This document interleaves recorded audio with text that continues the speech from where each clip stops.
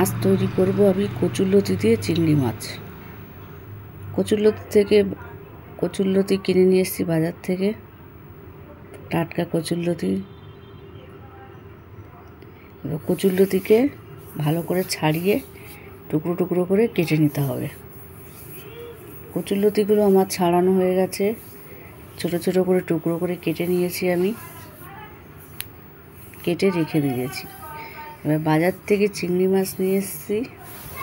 এবার চিংড়ি মাছগুলোকে খোসা ছাড়িয়ে ভালো করে ধুয়ে নিতে হবে। আর চিংড়ি মাছের ভেতরে যেই একটা কালো রঙের শীত থাকে, সুতোর মতন, ওটা ফেলে দিতে হয়, নাহলে পেটের প্রবলেম হয়। এই চিংড়ি মাছগুলো আমার বাছা হয়ে গেছে।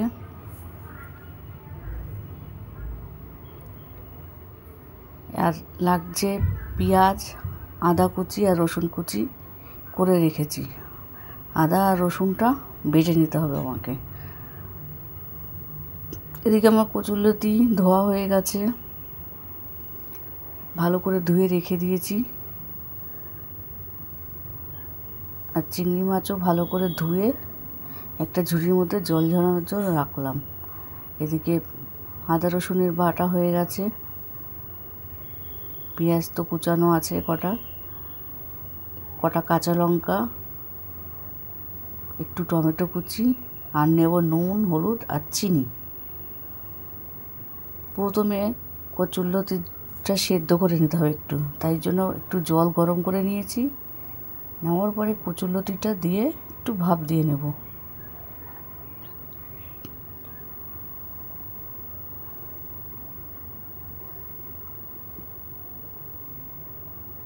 কচুরলতিটা আমার ভাপ দেওয়া হয়ে গেছে, নামিয়ে নিয়েছি।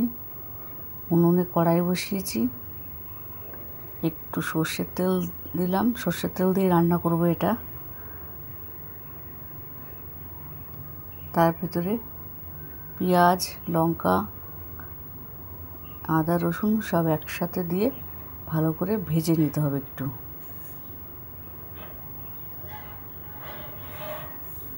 নাড়াচাড়া হয়ে গেলে এর ভেতরে দিয়ে দেবো আমি টমেটো, আর নুন, চিনি, হলুদ সেটাও দিয়ে দেবো। এর ভেতরে জল দেবে না, তখন ভালো করে নাড়াচাড়া করতে হবে। নাড়াচাড়া করার পরে আমি চিংড়ি মাছগুলোকে হলুদ মাখিয়েছিলাম, নুন দিইনি, ওই চিংড়ি মাছটাও দিয়ে দিলাম।